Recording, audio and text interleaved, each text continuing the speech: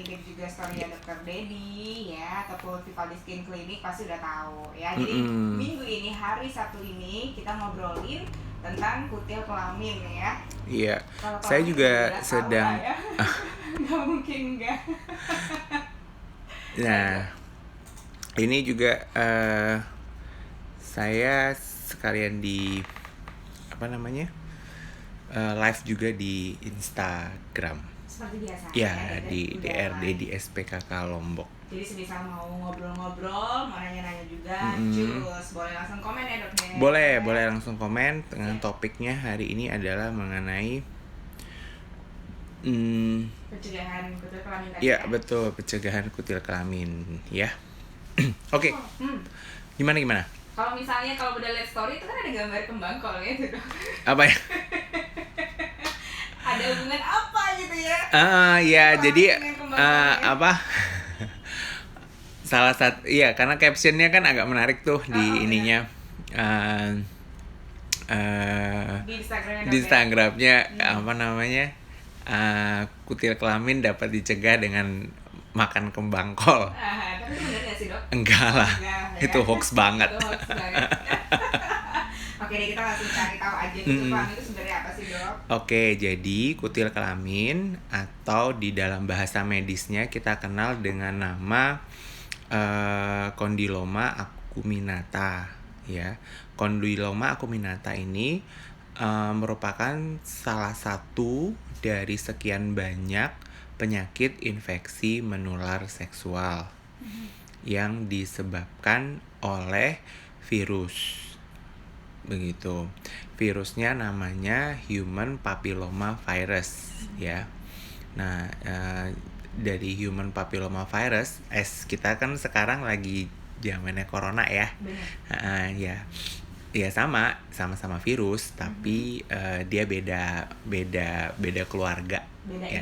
Beda inangnya ya, beda keluarganya. Jadi kalau human papilloma virus ini, tapi dia banyak. Jadi kita kalau bicara soal virus pasti banyak strainnya ya. Strainnya salah satunya adalah human papilloma virus ini banyak strainnya. Jadi dia dinomorin dari 1 sampai ratusan sekarang sudah diidentifikasi. Banyak banget ya? Ya, jadi semua itu. Ya, satu keluarga lah ya. Istilahnya satu bapak, satu ibu, tapi punya cucu, cicit dan segala macamnya. Iya. Sama kayak si corona atau COVID-19 itu kan sebenarnya ada strain apa tuh namanya? Strain Amerika, ada strain Indonesia. Jadi udah beda sendiri-sendiri dengan derajat keparahannya berbeda-beda juga. Ya. Nah, balik lagi ke human papilloma virus ini. Human papilloma virus ini kalau di kulit itu di kulit dan kelamin ya, di bidang spesialisasi saya itu memang cukup banyak kasusnya. Yang paling sering kita bilang kutil-kutil itu loh, kutil yang di tangan. Oh iya, itu apakah juga menyerupai itu juga di? Iya, sama, gambarannya nanti sama seperti yang di kelamin. Cuma jadi dia human papilloma virus ini menyerang jaringan epitel. Ya, jaringan epitel terutama di kulit ya. Bisa di kulit maupun di kelamin atau di mukosa.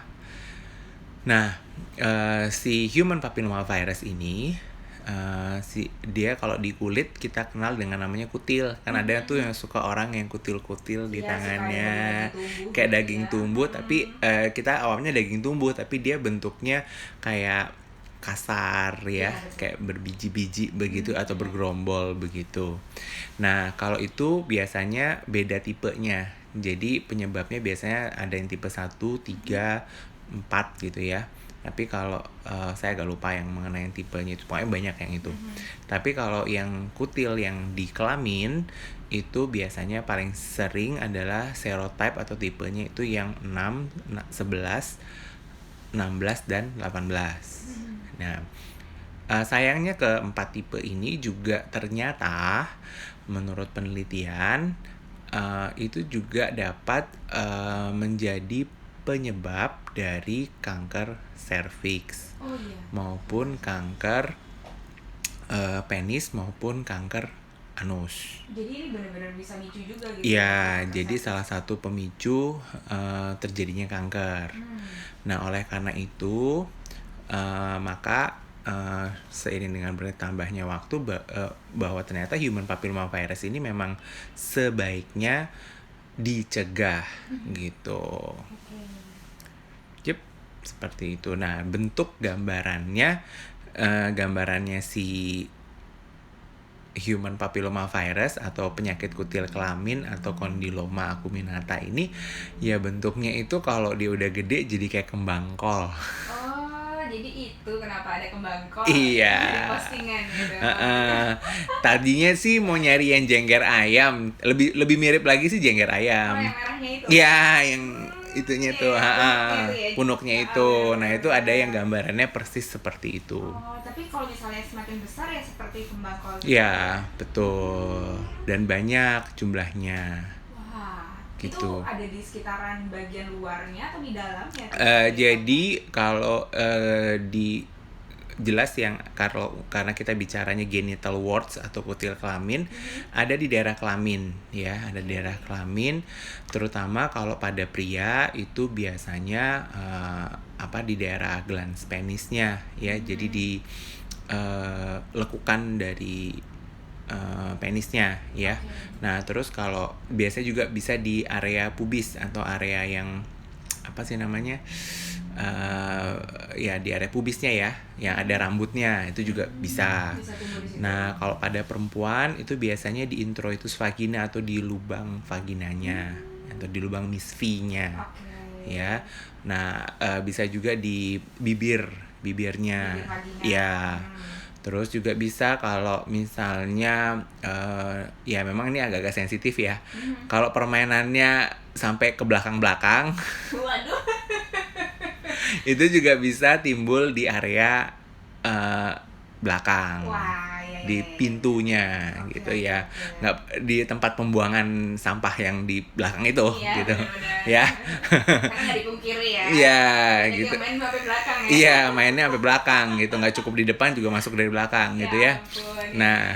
Nah, itu yang bisa menimbulkan yang namanya jadi gejalanya sama ya, udah nanti ada kayak kutil di situ ya yang bergerombol, itu bentuknya kembang kol kayak. Rasanya gimana dong? Apakah ada biasa gimana gitu?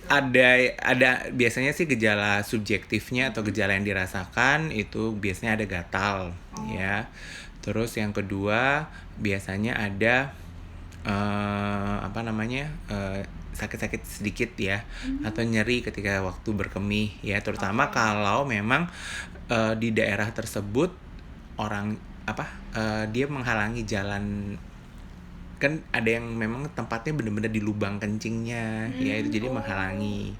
Nah, terus sudah gitu dia pas waktu berhubungan kayak ada yang mengganjal ya, karena kan itu seperti bentuknya kayak tumor ya, kayak daging tumbuh yang berlebih tapi kok tambah banyak gitu, kecil-kecil tambah banyak gitu, baru tambah besar gitu, karena kan penyebabnya virus ya. Jadi kalau ditanya menular nggak dok, iya jelas menular. Wah, jadi kalau misalnya satu nih udah kena, kemungkinan pasangannya bisa kena juga ya? Iya. Kemungkinan pasangannya juga bisa kena juga berarti dok? Bisa. Jadi namanya infeksi menular seksual pasti pasti akan bisa menular gitu loh, bisa memberikan penularan gitu. Oleh karena itu pencegahan sangat-sangat penting untuk pasien untuk kasus human papillomavirus ini gitu. Penularannya sendiri bagaimana? Penularannya sendiri yang pasti nomor 1 ya, hampir 90 sampai 99% itu disebabkan oleh hubungan seksual yang tidak aman, sekali lagi yang tidak aman, dan dari orang yang memang punya riwayat kutil kelamin, atau nggak usah riwayat sih, yang memang mempunyai kutil kelamin gitu. Nah, kutil kelamin ini bisa dari kelihatan sampai tidak kelihatan. Kita bilangnya kalau tidak kelihatan tuh infeksinya subklinis. Jadi sebenarnya udah ada. Udah ada, cuman tinggal tunggu ya, mungkin gesek-gesek 1-2 kali keluar Muncul. deh gitu ya. Nah sayang kan kita nggak tahu nih bener. kapan timbulnya. Jadi kalau tidak kelihatan atau infeksi subklinis itu ibaratnya kalau kalau kita nyambungin sama si COVID-19 itu ibaratnya kayak OTG gitu loh. Oh benar. Jadi dia udah sebenarnya udah punya virusnya, ya dia tinggal ketemu sama yang cocok, dia nularin aja gitu. Iya. Gitu. Berarti sebenarnya harus was-was adalah yang punya kebiasaan atau habit free sex ya dok? Iya betul. Jadi yang nomor satu yang nggak boleh yaitu ya berhubungan badan bebas atau free sexual ya. Free sexual habit atau kita kenal di istilah kedokterannya promiskuitas. Jadi punya banyak pasangan seksual itu tidak boleh. Gitu, satu saja cukup gitu. Setia pada pasangan, intinya begitu. Ya kalau misalnya pun sekiranya mau menghindari penyakit pun mungkin dengan bisa milih safety gitu kan ya. Iya betul. Jadi ya. ngasal gitu. Dan mungkin memang kalau bisa sih jangan free sex ya. Ya, say no to free sex, benar ya. Jadi ini pencegahannya pertama kali ini gitu ya.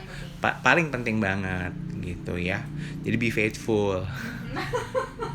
Nggak boleh menurut 3 dan iya gitu. Dan resiko ini memang lebih banyak pada wanita.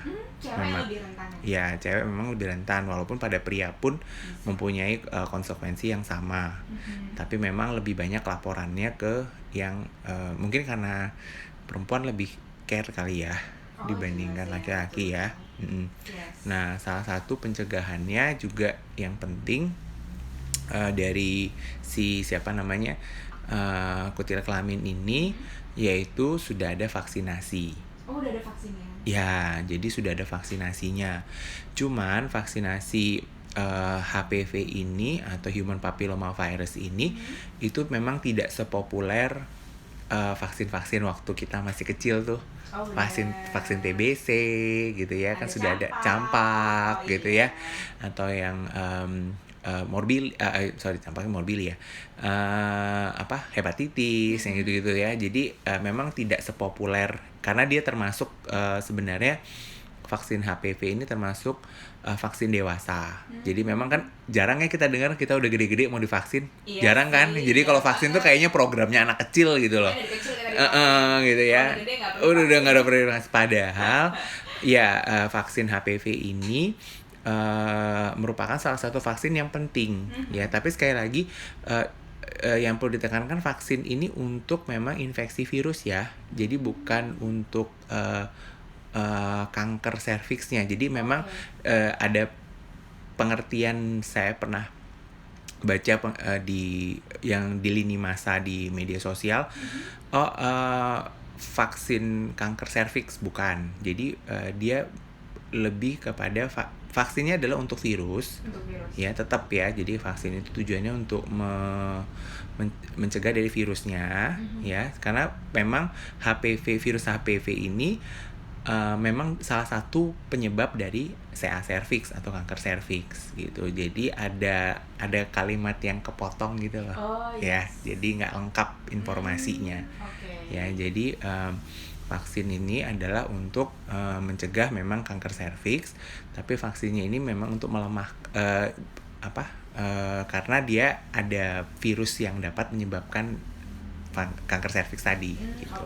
Jadi kalau misalnya udah vaksin HPV ini tidak menutup kemungkinan juga bisa terkena serviks berarti dok ya? Bisa. Lebih membantu mencegah serviksnya. Jadi konsepnya vaksinasi itu adalah untuk sekali lagi untuk meminimalkan resiko. Ya, meminimalkan resiko. Jadi misalnya yang tadinya punya chance untuk kena CA cervix 90% gitu ya, katakanlah begitu 90%. Dengan divaksinasi dia mempunyai resiko yang jauh lebih minimal, bisa sampai 10-20%, kan lumayan tuh. Nah, nanti kan tinggal dibantu dengan misalnya pola hidup yang sehat ya, tidak promiskuitas ya.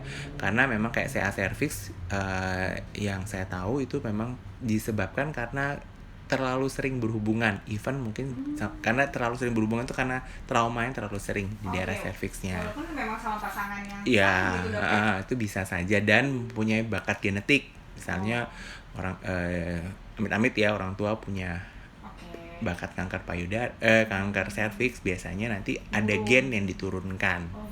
Gitu. Nah, itu oleh karena itu memang sangat penting untuk melakukan pencegahan sejak dini gitu. Sama kayak misalnya saya agak nyambungin sedikit ke COVID-19 ya. Jadi kayak misalnya udah ada vaksin nih, kita harus bergembira ria gitu ya. Sekali lagi yang perlu diingat adalah kalau udah ada vaksin bukan berarti 3M-nya lupa loh. Enggak sama sekali ya. Karena sekali lagi kayak vaksin Moderna maupun Pfizer itu kan mereka efektivitasnya 95% melindungi. Tapi apakah sekali lagi 95% ya, not 100% gitu. Berarti, apa kabar dengan 5%? Jadi 5%-nya itu tetap ya dengan 3M tadi, tetap dengan kita menjaga jarak, memakai masker dan mencuci tangan. Itu tetap harus dilakukan untuk supaya dia bulat tuh jadi 100% begitu. Ya.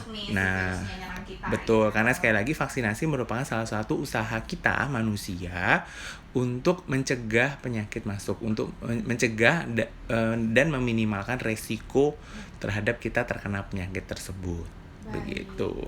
Berarti memang dengan vaksin bisa membantu atau mengurangi, meminimalkan resiko gitu. Berarti dari umur berapa nih kita udah boleh dapat vaksin HPV ini? Dari umur 9 tahun. Wah, 9 tahun. Iya. Itu udah banget. Nah, udah belum? Biasanya kalau cewek menstruasi gitu ya. Bisa. Jadi mulai usia 9 tahun baik pada laki-laki maupun pada perempuan. Sampai usia berapa? Ya sampai usia dimana kita masih aktif untuk secara seksual, maksudnya produktif secara seksual gitu. Jadi kalau cowok bisa lama banget ya. Kalau cewek kan biasanya sampai usia apakah menopause ya? Tapi ya kan kembali lagi ke pasiennya. Nanti biasanya kalau pada perempuan, kalau yang sudah aktif secara seksual maupun sudah menikah memang harus rutin yang namanya pemeriksaannya pap smear. Gitu. Udah beda lagi ya. Ya, jadi pap smear itu nanti untuk melihat apakah sel-sel yang ada di serviksnya itu bagus atau tidak. Karena kalau tidak dapat segera harus ditangani gitu. Dan kasusnya banyak loh di sini di Mataram. Berarti udah umuran ya dok, berarti ya yang ngalamin itu ya biasanya.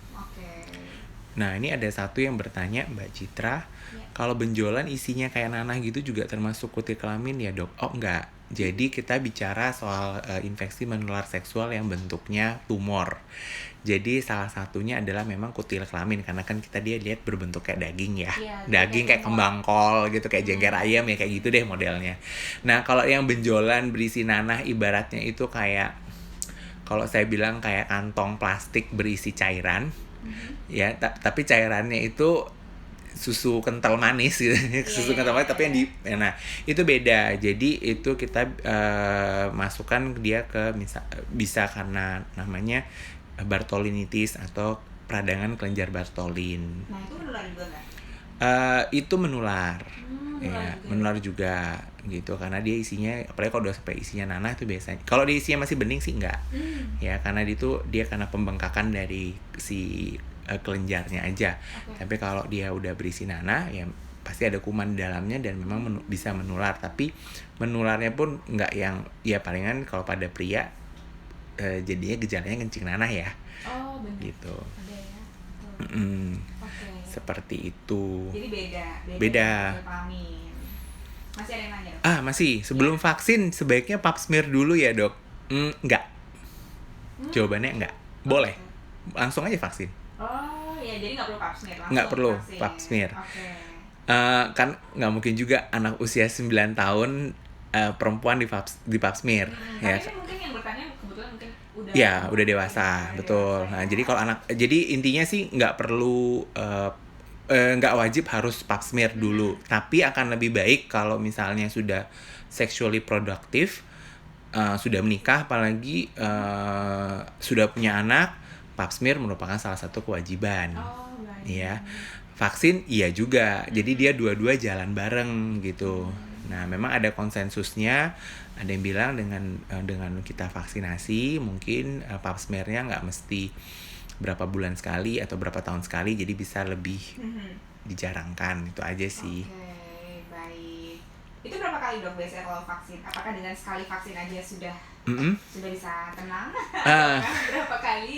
Vaksinasi untuk kebetulan yang digunakan di yang saya biasa familiar menggunakannya, dia Gardasil. Gardasil ini saat ini sebenarnya sudah sampai 9 tipe kalau nggak salah. Tapi yang masuk di Indonesia dan udah di-approve sama BP POM baru 3. Baru 4, yang 4 tipe. Ya, yaitu tipe yang paling sering yaitu 6, 11, 16 dan 18. Nah, karena ini merupakan tipe yang paling sering ya di Indonesia. Nah, dari si 4 tipe ini kita vaksinasi berlangsung 3 kali. 3 kali. Jadi efektivitasnya berarti 3 kali gitu dok? Ya, jadi efektivitasnya hampir sampai 95% ya, melindungi. Itu 3 kali, itu dari bulan ke-0 ya, terus 2 bulan setelah yang pertama sama 6 bulan setelah yang pertama. Jadi 026 gitu. Nah, vaksinasi ini sebaiknya pasiennya atau yang perempuan tidak dalam kondisi hamil, tidak dalam kondisi menyusui ya. Jadi hamil dan menyusui merupakan kontraindikasi untuk melakukan vaksinasi ini. Oh gitu. Berarti kalau sedang hamil atau menyusui ditunda dulu ya sampai benar-benar udah nggak hamil dan tidak sedang hamil dan tidak sedang menyusui. Baru vaksin. Baru silahkan divaksinasi. Malah kalau bisa sih sebelum nikah ya. Oh gitu dok.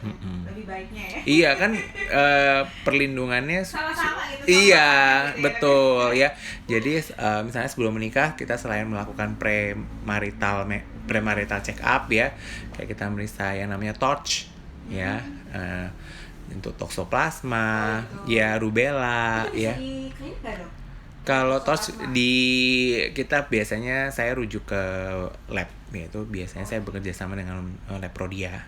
Ya, di sini cukup lengkap ya. Oh benar-benar bisa cek juga bisa. kan sebelum program hamil biasanya? Iya, sebelum program hamil. Kalau malah saya bilang sebelum menikah. Iya kan biasanya kalau udah mau menikah kan langsung capcus pengennya punya anak. Iya dong. Tiba-tiba udah jadi malah jalan malah kelihatan gejala. Iya, jadi sebaiknya sih sebelum menikah. Sebelum diresmikan dicek dulu. Kalau ada apa-apa ya diobatin. Ya jangan diputusin. Iya diobatin ya. Oke, berarti dok kalau misalnya nih ya udah ada yang kena kutil kelamin ini, terus diobati itu kira-kira berapa lama butuh waktu sembuhnya? Nah, ini ada yang nanya nih Rio. Oh gitu. Jadi semisal memang udah kena kutil kelamin itu pengobatannya berapa lama, sembuhnya berapa lama? Jadi gini, kutil kelamin itu untuk kita bicara berarti mengenai pengobatan ya. Pengobatannya bisa dilakukan oleh saya sangat menganjurkan untuk dilakukan oleh dokter atau di bawah pengawasan dokter. Jadi ada 2 tahapannya. Dilakukan oleh dokter dan di bawah pengawasan dokter. Ya. Jadi kalau dilakukan oleh dokter itu banyak metodenya ya. Kita bisa lakukan kayak di bedah listrik ya, bedah beku, bedah kimia ya, bedah kimia jadi diolesin kayak cairan gitu ya, kayak chemical peeling modelnya. Terus udah gitu nanti ada di laser ya, di counter ya. Itu bisa banget ya. Nah, cuman yang mesti diperhatikan memang setelah pengobatan itu memang kita harus menjaga imunitas tubuh kita dengan baik. Terus kemudian divaksinasi kalau memang belum vaksinasi silahkan divaksinasi sesudahnya. Gitu ya. Masih boleh karena masih bisa memberikan perlindungan gitu. Jadi supaya nggak kena lagi gitu. Even kalaupun kena itu nggak banyak banget gitu loh maksudnya. Jadi nggak separah yang pertama. Ya gitu. Jadi butuh waktu ya tergantung. Misalnya kayak counter biasanya 1 mingguan. Kalau yang yang kayak bedah kimia biasanya sama sih kurang lebih 1-2 minggu, dan biasanya kita amati, jadi kontrol masih ada atau enggak. Karena kesulitannya adalah yang tadi saya bilang, kalau infeksinya subklinis atau belum ada keluar gejala benjol-benjolnya, itu biasanya kita agak susah mengidentifikasinya gitu. Bisa sih ada cairan tertentu yang bisa melihat gitu ya. Nah, tapi kadang-kadang juga tidak terlalu akurat banget Jadi oleh karena itu biasanya kita sarankan pasiennya kalau misalnya punya kutil kelamin sebaiknya tidak berhubungan dulu gitu ya. Puasa dulu ya. Jadi memang untuk pengobatan yang pertama kita sebut sebagai abstinensia A B C D E istilahnya ya. A-nya itu abstinensia, jadi nggak boleh berhubungan dulu ya, kan lagi sakit ya, sama ya kayak orang corona kan isolasi mandiri gitu ya, ya udah sama gitu, jangan boleh gaul dulu gitu ya. Yang kedua be faithful ya, jadi ya udah tahu kan kena sakit gitu ya, ya udah jangan macam-macam, jangan ganti-ganti pasangan gitu, atau jangan gitu, udah setia aja ya. Iya. Yang ketiga, kalau memang masih punya niat nakal, ya udah dia pakai pengaman. Oh, berarti kalau pakai pengaman bisa menjamin keamanan dong? Minimal ke resiko aja sih. Oh, minimal resiko, ini Rio juga nanya itu soalnya. Lanjut, pertanyaan ada 2. Ya, yaitu menggunakan C atau kondom, ya kondom ya. Jadi meminimalkan resiko. Hanya meminimalkan resiko. Kebetulan bisa aja namanya lewat. Ya kayak misalnya kayak sama kayak kita pakai masker lah. Pakai masker kan mau kita serapat apapun, ya itu kan tetap kayak N95 gitu. Ya 95% dia memang memberikan proteksi, tapi ada kan 5% yang makanya kita tetap harus, jadi masker itu merupakan salah satu metode pencegahan. Tapi ya tetap nggak cuci tangan yang penting, tetap nggak menjaga jarak yang penting, ya tetap gitu. Sama-sama penting, jadi nggak bisa kamu pilih salah satu gitu. Jadi ya sama kayak kalau kita kepaksa keluar kan, ini kan ibaratnya kayak kita pengen keluar rumah ya, jadi tetap nggak harus pakai masker, tetap begitu ya. Jadi paling tidak meminimalkan resiko. Iya, meminimalkan resiko, betul. Ada pelindung itu ya. Iya. Diciptakan. Nah yang keempat D, tapi D not for D-nya ini adalah drug, atau ya you should go to dermatologist gitu ya, nggak harus ke dokter gitu ya. Jadi D itu dokter gitu ya. D ya. Ya, dan yang terakhir adalah education, yaitu I-nya itu education kalau menurut saya. Education itu artinya ya kamu harus dapat informasi yang benar ya mengenai kutil kelamin ya, dan kamu harus ya belajar untuk jangan sampai terulang lagi. Itu aja. Ya, paling tidak kalau misalnya memang mau mencegah ya bisa dilakukan dari sekarang. Terus misal memang kena harus memang diobatin ya dok ya. Iya. Jangan dibiarin. Udah gitu. Ada ya dermatologisnya yang bisa membantu ya, mendingan langsung. Pokoknya nggak usah takut deh ya. Kadang suka nggak berani, takut nggak enak ketahuan. Aduh, nggak usah kayak gitu kalau udah terjamin rahasianya sama Dok Det ya. Iya, gitu. Jadi kalau itu yang penting diobatin dan dicegah dulu deh ya. Ya jadi dengan salah satu tujuannya saya memberikan live Instagram, terus kayak kita sharing di sini di Fresh Radio 95,9 FM adalah salah satu bentuk pengabdian untuk kita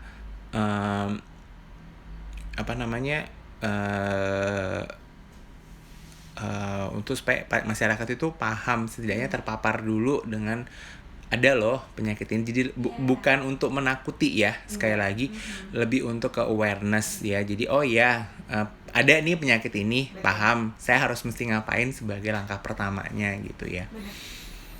Ada yang nanya nih, apakah kalau kutilnya hilang HPV-nya juga hilang? Iya, jelas hilang. Tapi ya makanya itu tadi yang saya bilang, kadang-kadang kan virus tuh kecil banget ya, nggak kelihatan juga ya, makanya mesti hati-hati. Jadi kalau misalnya sekarang udah sembuh terus nakal lagi di luar, bisa kena lagi? Iya, bisa kena lagi gitu ya. Kalau misalnya udah ada riwayat kena, ya nggak usah macam-macam lah gitu ya. Oh ya, sama satu lagi memang HPV ini atau human papilloma virus ini saya agak lupa, mesti baca lagi. Itu ada beberapa tipe yang ternyata memang merupakan dia kuman komensal di kulit. Jadi memang dia memang wajar ada di kulit kita. Oh gitu, jadi potensi ada kutil kelamin ini sebenarnya terbuka lebar ya dok ya. Iya. Ya itu dia. Makanya kan faktor resikonya kan terlalu sering berhubungan. Oke. Baik secara frekuensi maupun jumlah orang. Semakin banyak orangnya, semakin besar potensinya. Iya, semakin sering pun juga ya bisa menimbulkan. Iya. Padahal istilahnya sama pasangan sah gitu ya. Ya, tapi kok bisa aja ya? Bisa aja ya, Iya, gitu. bisa aja. Cuman ya memang mesti hati-hati gitu. Betul. Itu Ya, tadi paling tidak, kalau udah tahu kalau misalnya ada something wrong, bisa langsung ke dokter gitu. Iya, udah tahu nih. Oh iya, ini gitu ya. Betul. Dipastikan dulu aja, diobatin. Dan kalau udah tahu ada penyakit begini ya, saya sih sangat menganjurkan kalau infeksi menular seksual tuh jauh-jauh deh dari kita. Iya. Gitu, karena ini salah satu infeksi menular seksual. Kalau HPV oke lah, masih ada vaksinasinya. Masih ada masih ada obatnya lah gitu ya, masih bisa diobatin gitu. Tapi kan ada satu lagi tuh yang paling gawat ya, infeksi menular seksual yang oke, dia udah ada obatnya tapi kayaknya nggak bisa sembuh. Ya, namanya HIV. Ya. Berarti dia memang sebenarnya udah ada obatnya, Dok ya? Bukan udah ada obatnya, ada obatnya untuk mengontrol. Tapi nggak bisa membunuh, kayaknya nggak bisa. Iya, jadi dia sembuh bisa gitu. menurunkan viral load-nya ya. Kalau HIV AIDS memang. Iya, besar, jadi jangan sampai momok iya, gitu. jangan sampai dia itu salah satu, sebenarnya kan kita kalau bisa dibilang itu bisa dibilang itu salah satu pandemi kita yang belum terselesaikan kan. Bener ya, udah sekian lama loh. Udah sekian lama loh. Betul. Dan memang kayak belum menemukan kayak antivirusnya gitu. Iya, antivirusnya juga belum ada. Terus udah gitu ya ada beberapa kayak yang yang pokoknya belakangnya vir gitu ya. Itu juga udah banyak. maksimal ya kayaknya, Dok ya. Ya tetap cuman untuk menurunkan viral load-nya aja. Viral load itu jumlah kuman yang ada di dalam tubuh ya. Jadi sampai benar-benar tidak terdeteksi gitu tuh ada.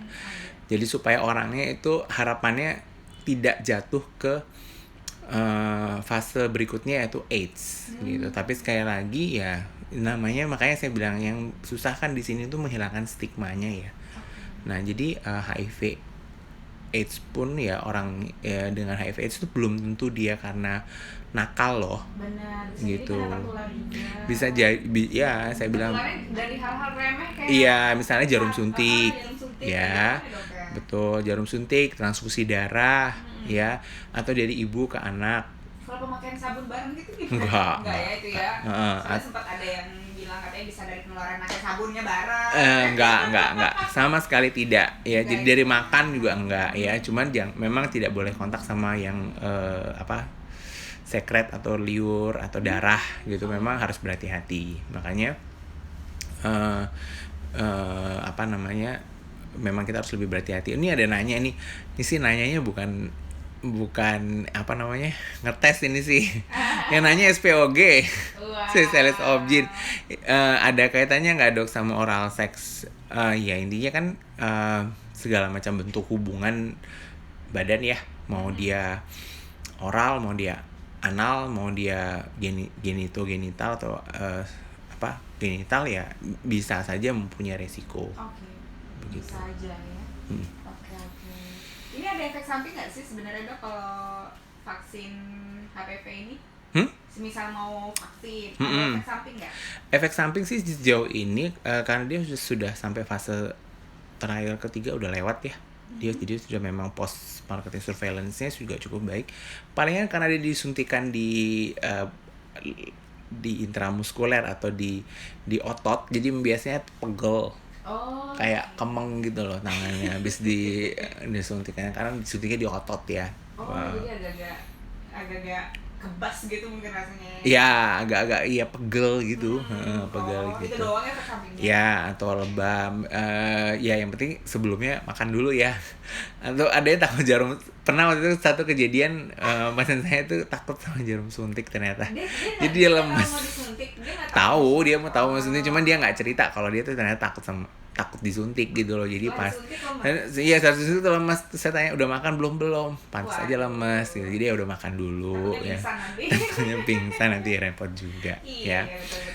Jadi itu yang, kalau yang lainnya sih nggak ada ya, reaksi alergi maupun anafilaksis. Amit-amit ya bisa saja, tapi belum pernah dilaporkan. sejauh yang saya tahu. Ini kalau dari kacamata medis nih dok, kalau boleh kasih saran nih buat kaum muda zaman now, karena kita tahu sendiri ya, sepertinya pergaulan anak zaman sekarang tuh wow gitu. Iya. Duh, bener-bener liar. Ya. Gimana nih ya? Ya, anak jadi muda sekarang nih, betul. Gitu kan, untuk menghindari free sex, apalagi kan menjelang akhir tahun nih udah mulai kan. Iya. Munculan kabar-kabar yang ih apaan gitu ya, BO. Aduh, ampun deh. Iya kan? Iya. Gimana dok ya, maksudnya ngajakin kaum muda tuh biar lebih aware, biar nggak free sex gitu. Ya, jadi gini, kalau saya lebih berprinsip, kalau kita lihat dari sisi medis ya, dari sisi medis, kalau dari sisi agama ya, tentu kita harus mendekatkan diri kepada Tuhan ya. Bagaimana pendekatan agamanya. Nah, kalau dari pendekatan medis, gini deh, ingat satu quotes ya, penyesalan itu selalu datangnya terlambat. Kalau di awal namanya pendaftaran. Ya. Jadi udah tahu nih ya, ada yang namanya penyakit kutil kelamin. Ya udah sih, jangan macem-macem. Gitu tunggu ya. Sampai sah aja, Udah sih, tunggu sampai sah aja. Kenapa sih kalau bergaul harus pakai begitu-begituan? Nggak usah diliatin kebanyakan nontonin drakor. Apa tuh yang kemarin lagi terkenal tuh? Yang sampai di apa tuh di band, seperti band ya apa enggak sih? Yang yang perselingkuhan sama itu drakor juga. Iya, itu kan. Ya jangan ditulis lagi. Maksudnya gini loh. The World of The Married. Ingat loh, ada kata The Married-nya, dia tuh yang di sono tuh udah nikah gitu loh. Belum nikah ya jangan. Ya udah, kalau belum nikah jangan dilakuin ya. Adegannya tuh untuk yang bukan 17 tahun ke atas, untuk yang sudah menikah gitu loh. Belum meritnya kan ya. Ya, jadi walaupun 17 tahun ke atas, kalau belum nikah ya jangan lah gitu loh. Jangan ngambil resiko gitu. Dan memang surprisingly ini memang agak menakutkan ya. Jadi saya lupa saya baca di mana. Itu memang katanya ada satu penelitian yang menunjukkan bahwa saya lupa daerahnya, yang jelas di Indonesia. Itu bahwa 1 dari 10 atau 20, 1 dari 10 atau 20 siswa SMP apa SMA gitu sudah pernah berhubungan. Iya, bisa dibilang anak-anak sekarang tuh istilahnya punya prinsip yang jauh dari ajaran agama gitu. Coba-coba gini loh, kalau mau coba-coba emang nggak ada coba-cobaan yang lain ya? Kenapa harus nyoba yang itu gitu loh maksudnya? Ya. Jadi cobalah yang lebih bermanfaat, yang lebih berfaedah. Ingat aja, jangan sampai deh kena yang namanya infeksi menular seksual ya. Resikonya juga banyak banget ya. Resikonya banyak banget, jangan lupa stigmanya, malunya gitu. Banyak yang harus hamil di luar nikah, belum lagi kasus aborsi SMP pun udah aborsi. Iya, nah itu. Baca-baca berita-berita. Dan yang dirugikan sekali lagi ya, ingat ya, yang buat yang perempuan ya. Perempuan nih korban utama. Iya, ya. Itu stigma kan gini loh, ibaratnya kayak jejak digital aja nggak bisa dihapus, apalagi yang modelnya kayak gitu udah nggak bisa. Ya, jadi tolong dipikirkan masak ya, jangan 1-2 orang berkumpul terus ada setan di situ ya. Atau ngikutin tren ya. Ngikutin tren drakor. Gitu ya. Pacaran harus gitu. Enggak, pacaran tuh nggak harus. Pacaran tuh kan fase pengenalan ya. Iya, fase kita mengenal pasangan kita tuh seperti apa ya, baik buruknya ya. Jadi bukan untuk itu. Betul. Bukan untuk nge-DP dulu. Nge-DP. Aduh, memang gitu. jelas ya sama pergaulan sekarang. Ya, perlu diingat-ingat itu. Sih, Dok, ya. Soalnya kan banyak banget pengaruhnya, bisa dari sosial media, juga akses internet mudah. Ya, jadi akses internet ya, akses sosial media yang benar-benar unban. Ini memang ya nggak ada, ya memang nggak salah sih kalau misalnya pemerintah tuh memban situs-situs ini, karena memang dampaknya memang tidak baik, apalagi untuk kaum muda milenial. Yes, itu dia kaum muda ya. Sebisa mungkin pokoknya jaga diri kamu sebaik mungkin ya. Say no to free sex. Say no to free sex. And say no to drugs juga. Yes, itu udah ya. tuh geng. Oke dok, berarti kalau secara kesimpulan ini untuk kutil kelamin sendiri gimana nih dok? Atau mungkin kita selesaikan pertanyaan dulu ada mas? Oh, nggak ada. Oke. Udah semua. Siap. Ya, Boleh. jadi untuk kesimpulannya, yang pertama, kutil kelamin merupakan salah satu penyakit infeksi menular seksual dengan gejala ada di daerah kelamin, dia berbentuk kutil seperti jengger ayam, atau kalau dia bertambah besar seperti kembang kol, ya. Dan kembang kol yang ada di makanan yang berbentuk kembang kol bukan untuk mengobati atau mencegah si kutil kelamin, tapi kutil kelamin itu dapat dicegah dengan yang pertama say no to free sex, ya. Terus yang kedua bisa dilakukan dengan secara medis, kita dapat memberikan vaksinasi, ya. Vaksinasi dapat diberikan di 3 tahap, ya, di bulan ke-0, ke 2 bulan setelah yang pertama, dan 6 bulan setelah yang pertama. Kalau sudah kena, apakah masih bisa? Masih memungkinkan. Dan yang terakhir adalah kalau kapan sih kita mulai untuk vaksinasi HPV atau vaksinasi untuk mencegah terjadi kutil kelamin maupun kanker serviks adalah di usia 9 tahun. Yes. 9 tahun udah boleh. 9 tahun udah boleh, dan di masa reproduksi atau masa sudah aktif secara seksual. Yes. Begitu. Pria wanita dua-duanya. Punya potensi. Iya, dua-duanya juga divaksin. Tapi yang pasti kalau udah semisal memang ada gejala atau pengen segera mencegah untuk vaksin, bisa ke klinik ya dok ya? Iya, bisa. Bisa ke Vivaldi Skin Clinic. Ada di mana dok? Ada di, saya praktek di Vivaldi Skin Clinic di Kompleks Pertokoan MGM Supermarket, Jalan A Gede Ngurah nomor 94 Cakranagara. Bisa reservasi. Selama masa pandemi kami sangat mengutamakan protokol kesehatan untuk mendukung physical distancing. Kami sarankan untuk reservasi sebelumnya di 0817 083 kali 338. Baik. Oke, dan untuk klinik juga buka dari Senin sampai Jumat Ya, ya? klinik saya buka Senin sampai Jumat dari jam 2 sampai jam 9 malam. Hari Sabtu tutup. Hari Minggu buka di jam 10 sampai jam 2 siang. Oke, untuk minggu depan liburnya dari tanggal berapa nih dok? Oh iya, Ya? saya off dari tanggal 24 Oke. dan 25 ya, karena itu cuti bersama Yes. sesuai dengan aturan pemerintah, dan tanggal 31. Baik, berarti buka di hari Minggu ya dok ya? Ya, buka kembali hari Minggu tanggal Hari 27. Minggu sampai hari Rabu. Rabu. Terus libur lagi. Iya.